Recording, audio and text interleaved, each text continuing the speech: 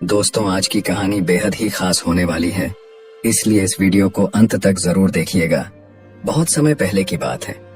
आर्यगर्ह नामक राज्य पर राजा सोमदत्त का शासन था। यह राज्य अपने वैभव, धन धान्य और सुव्यवस्थित प्रशासन के लिए दूर दूर तक प्रसिद्ध था। राजा सोमदत्त एक दयालु, न्यायप्रिय और कुशल शासक थे। उनकी प्रजा उनसे बहुत प्रेम करती थी, परंतु उनकी सबसे बड़ी चिंता उनकी इकलौती पुत्री राजकुमारी अनुराधा थी। अनुराधा जितनी सुंदर थी, उतनी ही जिद्दी और घमंडी भी। राजकुमारी को अपनी सुंदरता पर अत्यधिक घमंड था। वह हर समय दर्पण में अपना चेहरा निहारा करती और अपने सेवकों से कहती, क्या कोई मुझसे सुंदर हो सकता है? सेवक उसकी हाँ में हाँ मिलाते, लेकिन राजमहल के लोग और राज्य के नागरिक उसके इस स्वभाव से परेशान थे। राजा को भी यह समझ नहीं आता था कि कैसे अपनी बेटी को समझाएं। अनुराधा के घमंड और अपने प्रति ऊंचे अहंकार ने राजा को भीतर ही भीतर व्यथित कर दिया था। राजकुमारी का घमंड केवल उसकी सुंदरता तक सीमित नहीं था। वह हर किसी से अपने मुताबिक व्यवहार करने की अपेक्षा रखती थी। राजमहल में कोई नौकर या दासी उसकी छोटी सी बात की अवहेलना करने की हिम्मत नहीं करता था। एक बार राजमहल में एक दरबारी ने उसकी तारीफ करने में देर कर दी। राजकुमारी ने क्रोध में आकर उसे कठोर दंड देने का आदेश दिया। राजा ने यह सब देखा, लेकिन राजकुमारी को कुछ कहने से स्वयं को रोक लिया। अनुराधा का यह घमंड उसके विवाह के प्रस्तावों में भी झलकता था। जब राज्य के विभिन्न राजकुमार और योद्धा विवाह के प्रस्ताव लेकर आए, तो उसने उनमें से हर किसी का अपमान किया। किसी को उसने अत्यधिक मोटा कहा, तो किसी को अपर्याप्त रूपवान। इस व्यवहार ने राजा के धैर्य को हिलाना शुरू कर दिया। राजा सोमदत्त अब इस बात से परेशान हो चुके थे कि उनकी पुत्री का ऐसा घमंड उसे और राज्य को कैसे प्रभावित करेगा। उन्होंने दरबार में अपने मंत्रियों और सलाहकारों से बातचीत की। मंत्रियों ने कहा, महाराज, राजकुमारी का विवाह शीघ्र हो जाना चाहिए। यदि उसे एक योग्य वर मिलेगा तो वह अपने स्वभाव को बदल लेगी। राजा ने इस सुझाव पर अमल किया और पूरे राज्य में योग्य राजकुमारों और शासकों को विवाह प्रस्ताव भेजा। कुछ दिनों में राज्य में विभिन्न राजकुमार आने लगे। वे सभी वीर, सुंदर और बुद्धिमान थे, परंतु अनुराधा ने उनमें से हर किसी को अपने कटु वचनों से ठुकरा दिया। यह तो साधारण योद्धा है, मेरे योग्य नहीं। यह बहुत सामान्य दिखता है, मैं इससे विवाह नहीं कर सकती। हर बार जब कोई नया राजकुमार या योद्धा अनुराधा का हाथ मांगने आता, वह उसका मजाक उड़ाती और अपमानित कर वापस भेज देती। राजा को यह बात सुनकर गहरा दुख हुआ कि उनके राज्य के अच्छे मित्र और पड़ोसी अब इस व्यवहार से नाराज हो रहे हैं। राजा ने अनुराधा को समझाने की कोशिश की, बेटी, विवाह केवल सुंदरता और धन से नहीं होता। एक अच्छे जीवन साथी का चुनाव उसके गुण और व्यवहार से किया जाता है। लेकिन अनुराधा ने उनकी बात को अनसुना कर दिया। उसने हंसते हुए कहा, पिताजी, कोई भी पुरुष मेरे योग्य नहीं है। शायद मैं अकेले ही सबसे अधिक खुश रहूंगी। राजा ने अब ठान लिया कि अनुराधा को उसकी घमंड का सबक सिखाना ही पड़ेगा। अनुराधा के व्यवहार ने राजा के धैर्य की सीमा तोड़ दी। उन्होंने दरबार में घोषणा की, अब समय आ गया है कि राजकुमारी को उसका घमंड तोड़ने का सबक सिखाया जाए। सभी दरबारी इस फैसले से हैरान रह गए, लेकिन कोई कुछ नहीं बोला। राजा ने आदेश दिया कि अनुराधा की शादी एक गधे से की जाएगी। यह सुनकर पूरा दरबार स्तब्ध रह गया। जब यह बात अनुराधा तक पहुंची, तो वह क्रोधित होकर अपने पिता के पास गई और चिल्लाते हुए बोली, पिताजी, क्या आप मजाक कर रहे हैं? मैं एक गधे से शादी करूंगी। राजा ने गंभीरता से कहा, तुम्हारा घमंड अब सीमा पार कर चुका है। तुमने सभी अच्छे और योग्य वरों को ठुकरा दिया। अब तुम उसी से शादी करोगी जो तुम्हारे इस स्वभाव के योग्य है।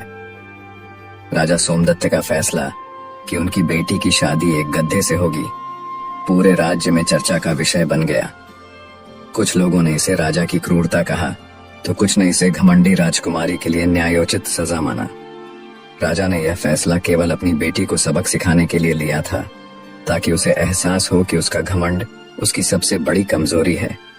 शादी का दिन आ गया। राजमहल के आंगन में एक गधा खड़ा था, जिसे सुंदर वस्त्र पहनाए गए थे। अनुराधा इस अपमान से बौखलाई हुई थी। उसने बहुत मिन्नतें की, लेकिन राजा अपने फैसले पर अडिग रहे। राजा ने गंभीरता से कहा, यह तुम्हारे घमंड का परिणाम है। मैं चाहता हूं कि तुम्हें यह एहसास हो कि जीवन में केवल सुंदरता और घमंड से कुछ नहीं होता। शादी के मंडप में गधे को देखकर अनुराधा की आंखों से आंसू बह रहे थे। उसने एक बार फिर अपने पिता से विनती की, पिताजी, मुझे माफ कर दीजिए, ये शादी मत होने दीजिए, मैं अपने व्यवहार को सुधार लूंगी। राजा ने सख्ती से जवाब दिया, तुम्हारी शादी तय हो चुकी है, ये फैसला अब नहीं बदलेगा। मजबूर होकर अनुराधा ने गद्दे के साथ फेरे लिए। राज्य के लोग यह दृश्य देखकर दंग थे। अनुराधा का घमंड अब टूट चुका था, लेकिन उसके भीतर गुस्सा और बेबसी अभी भी बनी हुई थी। शादी के बाद राजा ने आदेश दिया कि अनुराधा और उसका पति गधा कुछ समय के लिए जंगल में रहेंगे। राजकुमारी और उसका गधा पति जंगल के एक कुटिया में रहने लगे। वहां ना तो महल की सुविधा थी, न सेवकों की देखभाल। अनुराधा को हर छोटी बड़ी जरूरत खुद पूरी करनी पड़ती थी। गधा चुपचाप उसके साथ चलता और घास खाकर दिन बिताता। शुरुआत में अनुराधा जंगल की कठिनाइयों से बहुत परेशान हुई। उसे भूख, थकान और अकेलेपन का सामना करना पड़ा। उसके मन में अपने पिता के प्रति क्रोध था, लेकिन धीरे धीरे उसने यह महसूस करना शुरू किया कि वह अपनी ही गलतियों की वजह से इस परिस्थिति में फंसी है।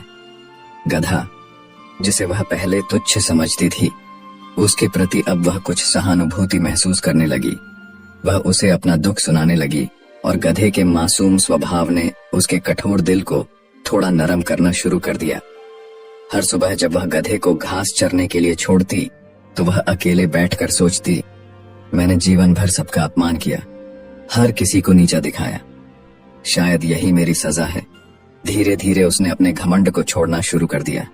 उसने महसूस किया कि घमंड ने उसे न केवल दूसरों से बल्कि खुद से भी दूर कर दिया था। एक दिन जब वह गधे के साथ पानी लेने जा रही थी, उसने देखा कि एक वृद्ध साधु वहीं बैठा ध्यान कर रहा है। साधु का तेजस्वी चेहरा और शांत स्वभाव देखकर अनुराधा उन साधु के पास गई और अपनी सारी कहानी सुनाई। साधु ने अनुराधा की बात ध्यानपूर्वक सुनी। उसने मुस्कुराते हुए कहा, बेटी, तुम्हारी यह कठिनाई एक सबक है जो तुम्हें जीवन की सच्चाई सिखा रही है। लेकिन तुम्हारे पति के बारे में एक बड़ा रहस्य है। यह गधा वास्तव में एक श्रापित राजकुमार है। अनुराधा यह सुनकर चौंक गई। उसने साधु से पूछा, क्या यह सच है? कृपया मुझे सब कुछ बताइए। साधु ने अपनी आंखें बंद की और गधे के सिर पर हाथ रखा। उसने कहा, इस गधे को एक श्राप मिला था और वह तब तक गधा रहेगा जब तक कोई सच्चे हृदय से इसका साथ नहीं देगा। तुम्हारे भीतर जो बदलाव आया है, वही इस श्राप को समाप्त कर सकता है। साधु ने अनुराधा को यह भी बताया कि यह श्राप एक जादुई मदिरा, मोहिनी मदिरा के कारण लगा था, जो किसी ने छल से राजकुमार को पिला दी थी। साधु ने कहा, यदि तुम सच्चे मन से इसे अपनाओगी और विनम्रता से रहोगी, तो यह श्राप समाप्त हो जाएगा। अनुराधा ने साधु को अपनी विनम्रता और पश्चाताप का विश्वास दिलाया। साधु ने मुस्कुराकर कहा, अब सही समय आ गया है, मैं इसे इसके असली रूप में वापस लाने का प्रयास करूंगा। साधु ने अपने मंत्रों का जाप करते हुए गधे के चारों ओर एक रेखा खींची। गधा असामान्य रूप से शांत खड़ा था। कुछ ही क्षणों में साधु ने अपनी आंखें खोलीं और राजकुमारी अनुराधा को गधे के अतीत के बारे में बताना शुरू किया। यह गधा असल में एक सुंदर और बहादुर राजकुमार है। इसका नाम राजकुमार अरुण है, जो विमल नगरी का शासक था। अरुण न केवल वीर था, बल्कि अपनी प्रजा के प्रति दयालु और न्यायप्रिय भी था। लेकिन एक दिन एक कपटी व्यक्ति ने इसे जादुई शराब मोहिनी मदिरा पिला दी। उस मदिरा ने इसे श्रापित कर गधा बना दिया। अनुराधा यह सुनकर हैरान रह गई। उसकी आंखों से आंसू बहने लगे। उसने साधु से पूछा, इस श्राप को तोड़ा कैसे जा सकता है? क्या इसे हमेशा के लिए गधा बने रहना होगा? साधु ने उत्तर दिया, श्राप तभी टूटेगा जब कोई इसे सच्चे दिल से अपनाएगा, इसके साथ सहानुभूति रखेगा और बिना किसी स्वार्थ के इसका ख्याल रखेगा। तुम्हारे हाल के बदलाव से संकेत मिलता है कि शायद समय आ गया है। साधु ने राजकुमारी को जादुई शराब के रहस्य के बारे में और बताया। मोहिनी मदिरा एक खतरनाक जादुई पेय है, जिसे पौराणिक कथा में अत्यंत दुर्भावना रखने वाले लोग इस्तेमाल करते थे। इसे पीने वाला अपनी इच्छा शक्ति खो देता है और एक पशु का रूप ले लेता है। अरुण को यह मदिरा छल से पिलाई गई थी। वह निर्दोष था, लेकिन दुर्भाग्यवश इस श्राप का शिकार हो गया। साधु ने अनुराधा के मन में आए बदलाव को महसूस किया।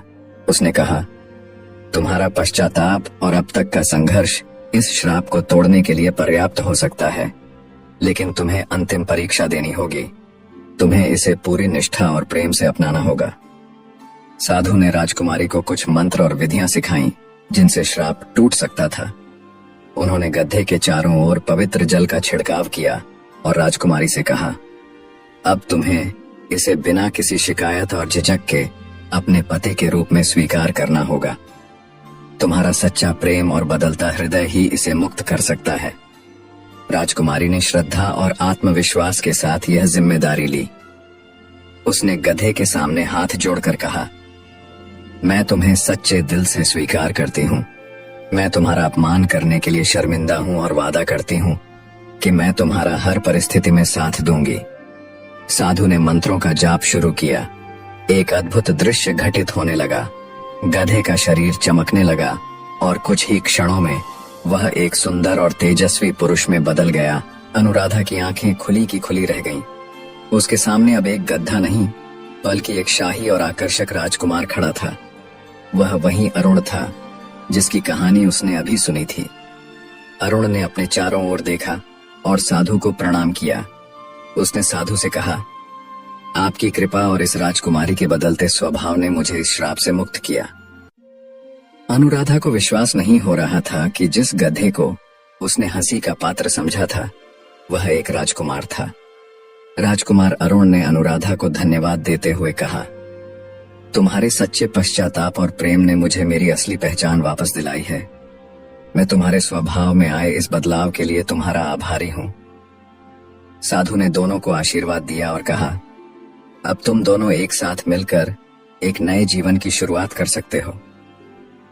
साधु ने उन्हें विदा करते हुए आशीर्वाद दिया और कहा, तुम्हारी कहानी आने वाली पीढ़ियों के लिए एक मिसाल बनेगी। साधु के आशीर्वाद के बाद राजकुमार अरुण और राजकुमारी अनुराधा ने राजमहल लौटने का निर्णय लिया। जंगल से महल तक का रास्ता लंबा था, लेकिन अब अनुराधा के मन में कोई शिकायत या अहंकार नहीं था। वह अपने बदले हुए पति के साथ खुशी खुशी चल रही थी। अरुण, जो अब श्राप से मुक्त हो चुका था, शांत और सौम्य स्वभाव का था। रास्ते में जब वे गांवों से गुजरे तो लोगों ने उन्हें देखकर आश्चर्य किया। कुछ ने राजकुमारी को पहचाना तो कुछ ने अरुण की सुंदरता और शाही व्यक्तित्व को देखा और उसकी तारीफ की। अनुराधा ने पहली बार महसूस किया कि प्रशंसा पाने के लिए घमंड नहीं, बल्कि दूसरों का दिल जीतना जरूरी होता है। जब राजा सोमदत्त को यह समाचार मिला कि उनकी बेटी वापस लौट रही है, तो वह अचंभित हो गए।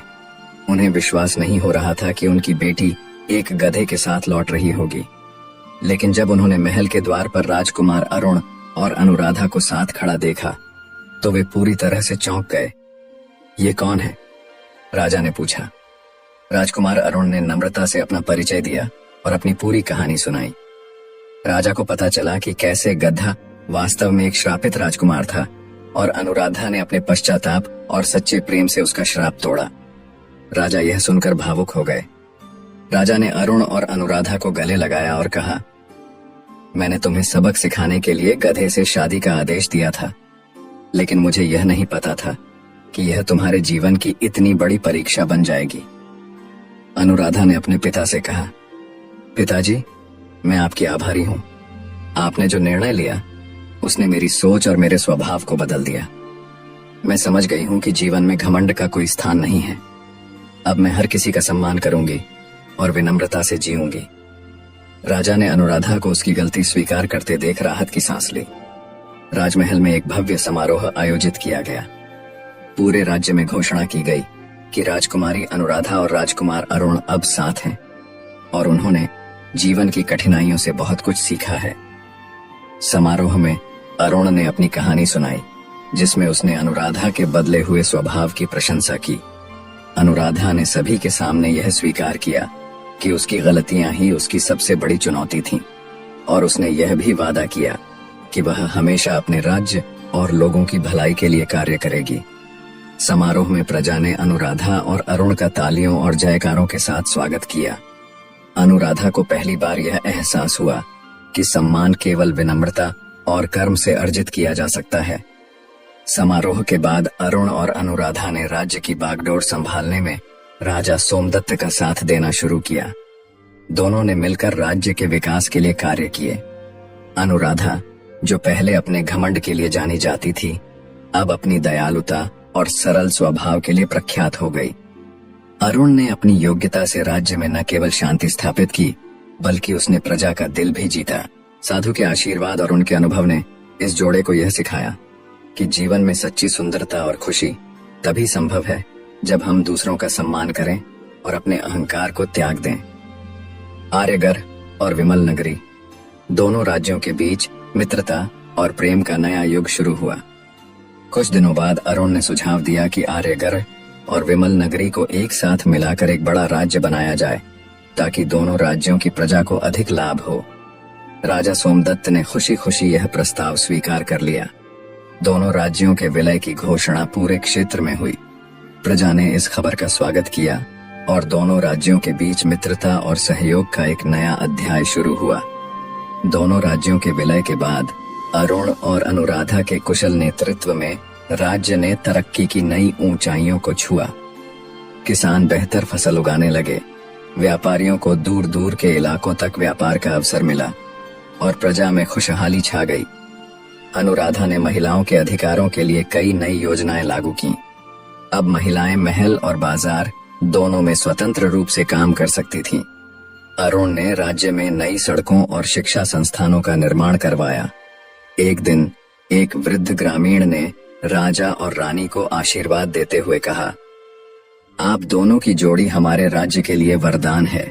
आपने न केवल राज्य को समृद्ध बनाया है, बल्कि हमारे जीवन में विश्वास और सम्मान लौट आया है। अरुण और अनुराधा के प्रयासों से राज्य में इतना विकास हुआ कि अन्य पड़ोसी राज्य भी उनकी प्रशंसा करने लगे। जहां एक ओर अरुण और अनुराधा के राज्य में खुशहाली थी, वहीं पड़ोसी राज्यों में ईर्ष्या की लहर दौड़ पड़ी।